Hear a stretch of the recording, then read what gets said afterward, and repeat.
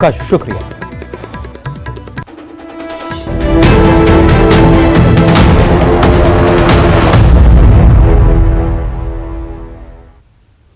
नमस्कार, evening agenda आप देख रहे हैं और आपके साथ मैं हूं पुनीत। तो चलिए खबरों की करेंगे शुरुआत।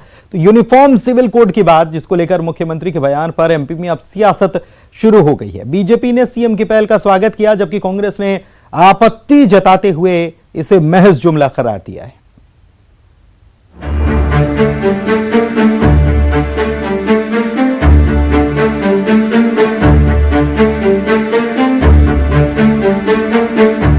बड़वानी में पेशा जागरूकता सम्मेलन को संबोधित करते हुए सीएम शिवराज सिंह चौहान ने देश में समान नागरिक संहिता को लागू करने का समर्थन किया है। यही नहीं, सीएम ने एमपी में इसके लिए कमेटी बनाने की बात कही। सीएम के इस बयान के बाद सियासत शुरू हो गई। बीजेपी ने इस पहल का हालांकि स्वागत किया। आदरणीय राहुल गांधी जी स्वरा भास्कर जी को लेकर के, कन्हैया कुमार को लेकर के, सुशांत को साथ में लेने से भारत नहीं जुड़ता।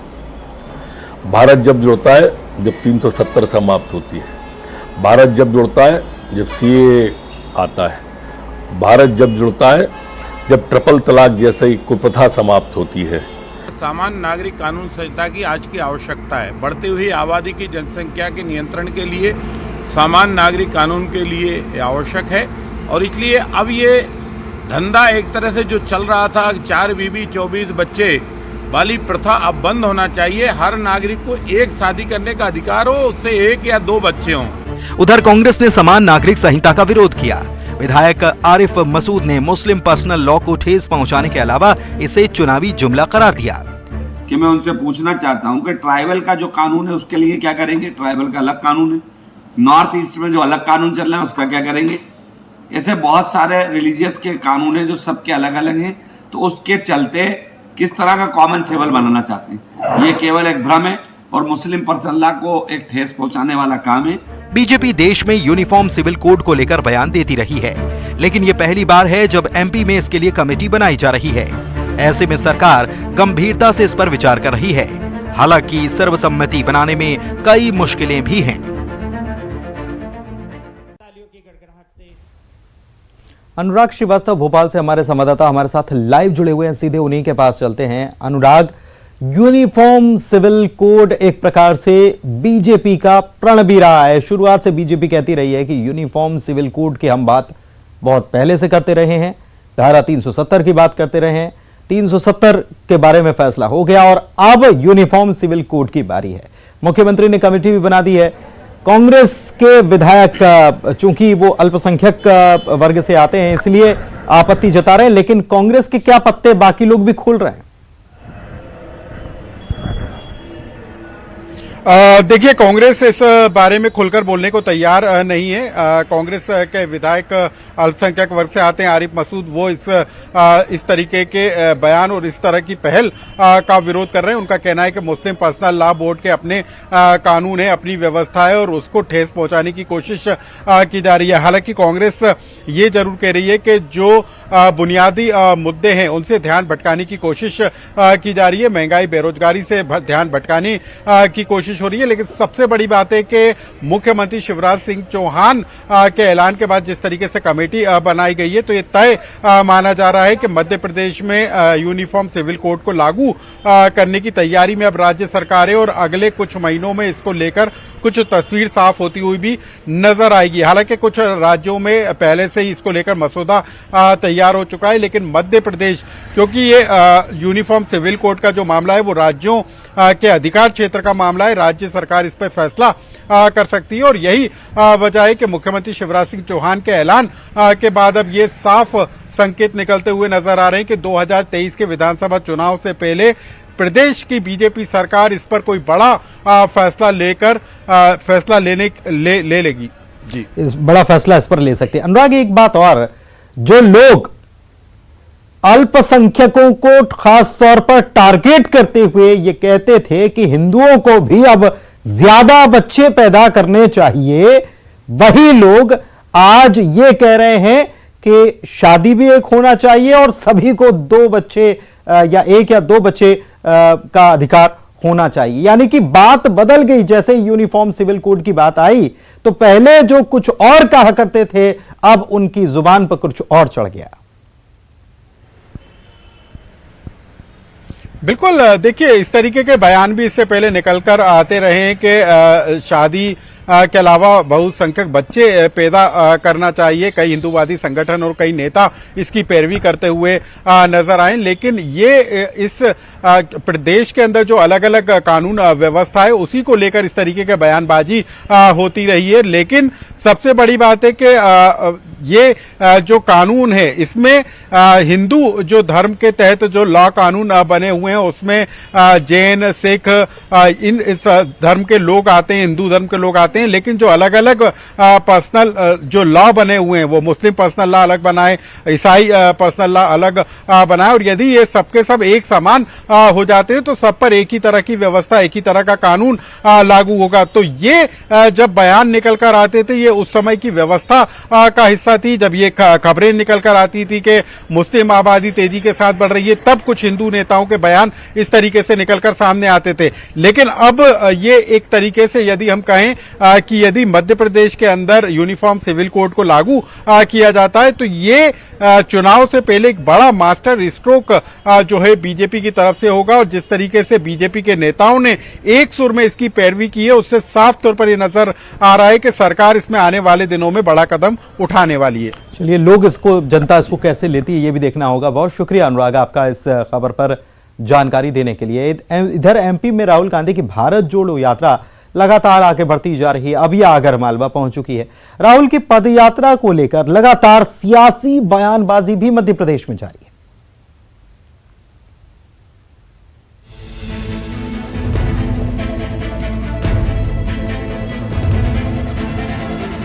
भारत जोड़ो यात्रा के आगरमालवा पहुंचने पर भव्य स्वागत किया गया। ढोल नगाड़ों के साथ पदयात्रा में चल रहे लोगों का स्वागत किया गया। वहीं टी ब्रेक के दौरान राहुल को 2 ट्रेंड डॉग्स ने फूलों की टोकरी दी। इंदौर के सर्व मित्रों के साथ दोनों लैब्राडोर डॉग्स आए थे। वहीं टी ब्रेक के दौरान भी राहुल की सुरक्षा में तैनात पुलिस के जवानों की विशेष सुरक्षा दस्ते के जवानों से तीखी नोकझोंक हो गई। हालांकि मामले को फिर शांत करा लिया गया। आगरमालवा में पदयात्रा को लेकर जय राम रमेश ने बयान दिया। उनका कहना था कि भारत जोड़ो यात्रा इवेंट नहीं, मूवमेंट है। तो ये लोग आते हैं, सबका स्वागत है। मेरा पटकर आई थी, सामाजिक कार्यकर्ता आए हुए हैं, जो आए हैं मोदी के आलोचक हैं, मोदी जी के समर्थक हैं, जो त्रिशंकु हैं, जो ना कांग्रेस से कुछ लेना है ना देना है, पर वो चलना चाहते हैं, सभी लोगों का स्वागत है। और आज पहली बार पूर्व सैनिक आए हैं। उधर जयराम रमेश के बयान पर बीजेपी ने तंज कसा। नरोत्तम मिश्रा का कहना था कि स्वरा भास्कर, कन्हैया कुमार को साथ लेने से भारत नहीं जुड़ता। आदरणीय राहुल गांधी जी स्वरा भास्कर जी को लेकर के, कन्हैया कुमार को लेकर के, सुशांत को साथ में लेने से भारत नहीं जुड़ता। भारत जब जुड़ता है जब 370 समाप्त होती है। भारत जब जुड़ता है जब सीए आता है। भारत जब जुड़ता है जब ट्रिपल तलाक जैसी कुप्रथा समाप्त होती है। आगरमालवा में राहुल की पदयात्रा सबसे ज्यादा दिन चलेगी। इसके बाद राहुल गांधी राजस्थान में प्रवेश कर जाएंगे। एक तरफ पदयात्रा चल रही होगी, दूसरी तरफ सियासत भी जारी रहेगी।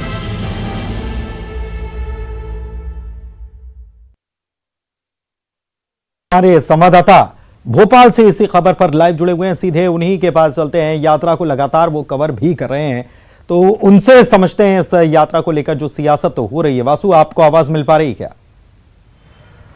चलिए, लगता है कि आवाज नहीं मिल पा रही। वासु, आप सुन पा रहे हैं? जी बिल्कुल पुनीत, आप एक बार फिर से अपना सवाल दोहराएंगे? बिल्कुल वासु, ये यात्रा तो चल रही है, लेकिन यात्रा अब जब मध्य प्रदेश से बाहर निकलने की ओर ही है, क्योंकि आगरमालवा पहुंच चुकी है और इसके बाद अब राजस्थान में प्रवेश कर जाएगी। लेकिन इस यात्रा के दौरान हमने देखा कि मध्य प्रदेश में जैसे जैसे जिले दर जिले होकर गुजर रही थी, वैसे ही बीजेपी लगातार एक के बाद एक निशाने साध रही थी और सवाल उठा रही थी यात्रा को लेकर। निश्चित तौर पर पुनीत देखिए, मध्य प्रदेश में यात्रा अपने अंतिम पड़ाव यानी कि आगर मालवा पहुंच चुकी है। 102 दिन में राजस्थान की सीमा में दाखिल हो जाएगी। राजस्थान पहला ऐसा राज्य होगा जहां पे कांग्रेस शासित है और राहुल गांधी की यात्रा पहुंचेगी। लेकिन इसके पहले मध्य प्रदेश में यात्रा को लेकर जबरदस्त कंट्रोवर्सी देखने को मिली और इन्हीं कंट्रोवर्सीज के चलते बीजेपी को इस पूरी यात्रा पे राहुल गांधी को, कांग्रेस को घेरने का मौका भी मिला है। फिर चाहे वो एक तथाकथित रूप से पाकिस्तान जिंदाबाद के नारे वाला वीडियो यात्रा के बीच से वायरल हो जाना, एमपी कांग्रेस के ऑफिशियल ट्विटर हैंडल पे वो शेयर हो जाना, और उसके बाद हमने देखा है कि जिस तरह से सियासत गरमाई, एफआईआर तक बात जो है एक दूसरे दलों के खिलाफ इस पूरे मसले को लेकर हुई। उसके बाद स्वरा भास्कर जब राहुल गांधी के साथ मार्च करते हुए नजर आती हैं तो बीजेपी फिर सवाल खड़े कर देती है कि आप भारत जोड़ने निकले हैं या फिर भारत तोड़ने की ये यात्रा कर रहे हैं। इस तरीके के कई सारे जो विवाद सामने आए और हाल ही में कमलनाथ का एक वीडियो भी वायरल हुआ जिसमें वो यात्रा को लेकर और रोजाना जिस तरह से चलना पड़ता है उसको लेकर कुछ मजाक के अंदाज में बातचीत वहां प्रदीप मिश्रा जो कि कथावाचक है उनसे कहते हुए दिखाई दे रहे थे। मसलन ये देखना होगा कि कांग्रेस इन सभी विवादों को, इन कंट्रोवर्सीज को कैसे टेकल करती है और यात्रा जब 2 दिन बाद मध्य प्रदेश में समाप्त हो जाएगी उसके बाद कितने लंबे समय तक मध्य प्रदेश में इसका असर रहता है। बुरहानपुर, खंडवा, खरगोन, इंदौर, उज्जैन और अब आगर मालवा, करीब 6 जिले मालवा और निमाड़ का अंचल जहां से यात्रा गुजरी है। और निश्चित तौर पर कांग्रेस ने कोशिश जरूर की थी कि पूरे प्रदेश के कार्यकर्ताओं को, नेताओं को इस पूरी यात्रा के साथ जोड़ा जाए, पूरे प्रदेश में बड़े पैमाने पर मैसेज दिया जाए, कांग्रेस का एक बड़े पैमाने पर शक्ति प्रदर्शन हो सके। बहुत हद तक ये कांग्रेस इन कोशिशों में दावा कर रही है कि लगातार जब ओंकारेश्वर राहुल गांधी गए थे या उज्जैन पहुंचे थे या इंदौर में, आप लगातार यात्रा को आपने कवर भी किया है, तो जाहिर सी बात है कि वहां के लोग जो हैं उनसे आपकी बातचीत भी हुई होगी। तो लोगों का क्या इस यात्रा को, बीजेपी को आप अलग भी हम रख दें तो बीजेपी तो खैर सवाल जाहिर सी बात है कि निशाने पर राहुल गांधी रहते ही हैं, लेकिन लोगों की इस यात्रा को लेकर क्या उनका नजरिया रहा, क्या उन्होंने कहा है इस यात्रा को लेकर, थोड़ा ये भी समझना चाहिए। बिल्कुल पुनीत देखिए, निश्चित तौर पर जिस तरह से यात्रा आगे बढ़ी और इस पूरी यात्रा के दौरान कांग्रेस की, राहुल गांधी की ये कोशिश रही है कि ज्यादा से ज्यादा आम लोगों से मिला जाए, चाहे वो महिलाएं हों, बच्चे हों, स्टूडेंट्स हों। हमने देखा कि एक बच्चों के ग्रुप के साथ वो गरबा करते हुए मिलते जुलते भी नजर आए। तो ये कांग्रेस की कोशिश रही है कि मास ऑडियंस के साथ इस पूरी यात्रा के जरिए जोड़ा जाए। और हमने जब लोगों के बीच जाकर उनसे बातचीत की तो कहीं ना कहीं रिस्पॉन्स अच्छा था कि हवाई तौर पर जिस तरीके से नेताओं को देखा जाता है, दिल्ली में बैठकर भाषणबाजी करते हैं, मंचों से भाषण देते हैं, पहली बार उन्होंने देखा कि कोई नेता उनके बीचों में पहुंच रहा है, उनके गांव से निकल रहा है, उनकी सड़क में निकल रहा है, उनके बीच में एक चाय के टपरे पर बैठ जाता है, गुमटी पे बैठ के चाय पीता है, उनसे बातचीत करता है। राहुल गांधी बार बार ये कहते हुए नजर आए कि मैं 8 घंटे रोजाना पैदल चलता हूं, लोगों की बातें ज्यादा सुनता हूं, सिर्फ 10 से 15 मिनट बोलता हूं, कुछ सवाल होते हैं वो पूछता हूं। तो लेकिन अब बड़ा सवाल यह है कि कांग्रेस ने जो यात्रा के जरिए लोगों को कनेक्ट करने की कोशिश की है और लोगों का जो हाल फिलहाल रुझान निकलकर सामने आया है, यह आने वाले समय में वोटों में कितना परिवर्तित होता है और बीजेपी इस पूरी यात्रा का, इस कांग्रेस की यूं कहे कि जमावट का, इस शक्ति प्रदर्शन का, इस लोगों को टच करने की मुहिम का कैसे जवाब देती है। अब जब कैसे जवाब देती है, एक चीज और बीजेपी तो लगातार आरोप और निशाने साध रही है। एक चीज और वासु आपसे समझना चाहेंगे इस यात्रा को लेकर, भारत जोड़ो, और यह भी कहा कि यह यात्रा बेरोजगारों के लिए है, सवाल है, बेरोजगारी को लेकर सवाल है, महंगाई को लेकर सवाल है, महिला सुरक्षा को लेकर सवाल है। इस पूरी यात्रा के दौरान क्या आपको ये नजर आया, लोग क्या इस मुद्दे से, यात्रा से कनेक्ट होते नजर आए क्या? निश्चित ही देखिए, जब भी राहुल गांधी को हमने देखा, जब वो मंचों पर भाषण देने गए, उन्होंने सबसे पहले बेरोजगारी का, नोटबंदी, जीएसटी के मुद्दों को उछाला, महिला अत्याचारों को बात की और जिन इलाकों में उनकी यात्रा होती थी तो वहां के जो क्षेत्रीय मुद्दे होते थे उसके जरिए उन्होंने वहां पे लोगों को छूने का, लोगों को टच करने की कोशिश कहीं की है। और राहुल गांधी के अमूमन जो भाषण देखे गए इस पूरी यात्रा के दौरान वो 20 से 25 मिनट तक के देखे गए हैं। रोजाना कांग्रेस के सोशल मीडिया पे, आप ट्विटर हैंडल पे या फिर फेसबुक अन्य हैंडल्स पे देखेंगे तो इसी तरीके की बातें जो है निकलकर सामने आती है कि बेरोजगारी, महिला अत्याचार, नफरत के खिलाफ ये पूरा एक आंदोलन है, ये पूरी यात्रा है। लेकिन ये सब मुद्दे कांग्रेस लोगों तक कितना पहुंचाने में कामयाब हुई है, इसका सही आकलन और इसका सही रिजल्ट पुनीत जब ही मिलेगा जब लोग मतदान केंद्रों पर पहुंचेंगे और अपना वोट कास्ट करेंगे। अगर कांग्रेस के फेवर में जाता है तो निश्चित तौर पर इसका एक बड़ा क्रेडिट यात्रा का असर जो है वो सस्टेनेबल रहे, यानी कि लंबे वक्त तक बना रहे, क्योंकि यात्रा तो निकल गई और चुनाव अभी है नहीं। तो देखना होगा ऐसे में कि यात्रा का असर क्या लंबे वक्त तक कांग्रेस बनाए रख पाती है या नहीं। और बीजेपी वैसे भी लगातार सवाल तो खड़े कर ही रही है, कांग्रेस को कटघरे में खड़े कर रही। बहुत शुक्रिया आपका वासु इस तमाम जानकारी के लिए। और आगे बढ़ते हैं, जगदलपुर से इस वक्त की बड़ी खबर यह कि मोरम खदान में एक बड़ा हादसा पेश आया और इस हादसे में 6 ग्रामीणों की मौत हो गई। दबकर, मलबे में दबकर ग्रामीणों की मौत हो गई और इसमें एक बच्ची समेत 3 लोग घायल भी हुए हैं। नगरनार थाना क्षेत्र की यह मालगांव की घटना है। अब शवों को पोस्टमार्टम के लिए भिजवा दिया गया है जगदलपुर डिमरापाल मेडिकल कॉलेज में इनका पोस्टमार्टम होना है शवों का। इसके बाद परिजनों को ये शव सौंपे जाएंगे। वहीं मुख्यमंत्री ने इस पूरी घटना के बाद दुख जताया है हादसे पर और मृतकों के परिजनों को 4-4 लाख रुपए के मुआवजे का ऐलान किया गया है। खदान, मौत की खदान साबित हुई, 6 श्रमिकों की मौत हो गई।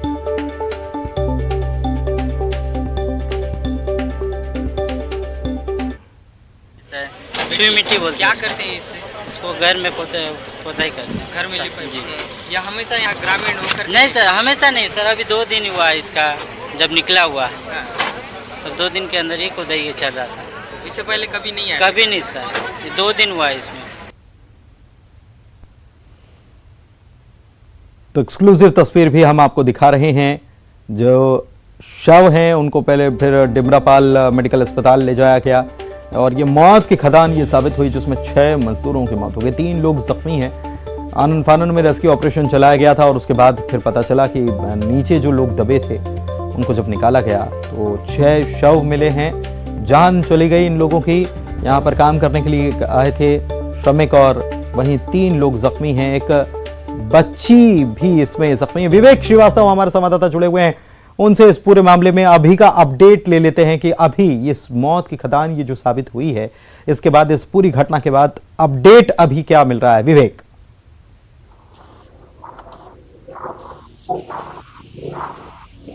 देखिए पुलिस साफ मौत आ रही थी, 6 मौत जिसमें 5। विवेक, आपकी आवाज ठीक से नहीं मिल पा रही है, हम कोशिश करेंगे आपसे दोबारा संपर्क करने की क्योंकि आपकी आवाज बिल्कुल ठीक नहीं आ रही है। लेकिन मृतकों के परिजनों को 4-4 लाख रुपए के मुआवजे का ऐलान कर दिया गया है। यह नगरनार थाना क्षेत्र के मालगांव की घटना है और शवों को अब पोस्टमार्टम के लिए जगदलपुर भेज दिया गया, जहां पर डिमरापाल मेडिकल कॉलेज में यह पोस्टमार्टम होगा। इस घटना के बाद मुख्यमंत्री ने दुख जताया है और उन्होंने इसको लेकर ट्वीट भी किया है। बताया है कि एक दुखद खबर आज सामने आई जिसमें ये खदान जो है ये मौत की खदान बन गई और यहाँ पर काम कर रहे 6 मजदूर जो हैं उनकी जान चली गई, जबकि 3 लोग इसमें जख्मी हुए हैं। इसमें एक बच्ची भी शामिल है। 3 लोगों में जो जख्मी हैं डिमरापाल मेडिकल कॉलेज में पोस्टमार्टम के लिए शव भेज दिए गए हैं, जहां पर पोस्टमार्टम के बाद शवों को फिर बाद में परिजनों को सौंपा जाएगा। लेकिन इस घटना से हर कोई स्तब्ध है। एसडीआरएफ को मौके पर लगाया गया था रेस्क्यू करने के लिए। बचाव दल मौके पर जब पहुंचा था तो ऐसी आशंका थी कि कई और लोग इसमें दबे हो सकते हैं। एसडीआरएफ ने, छत्तीसगढ़ एसडीआरएफ ने जब रेस्क्यू अभियान चलाया तो इसमें एक छोटी सी बच्ची और 2 अन्य लोग जो हैं वो जख्मी हालत में मिले। फोन लाइन पर हमारे साथ विवेक जुड़े हुए हैं। विवेक, क्या अपडेट है? देखिए पुलिस जी, जिस तरीके से घटना के बाद में अब मामला जब पूरा शांत हुआ है, रेस्क्यू ऑपरेशन बंद हुआ, तब पुलिस के अधिकारियों ने पुष्टि की कि 6 लोगों की मौत हुई, जिसमें 5 महिलाएं, 1 पुरुष है और 3 घायल है, जिसमें एक बच्ची शामिल है।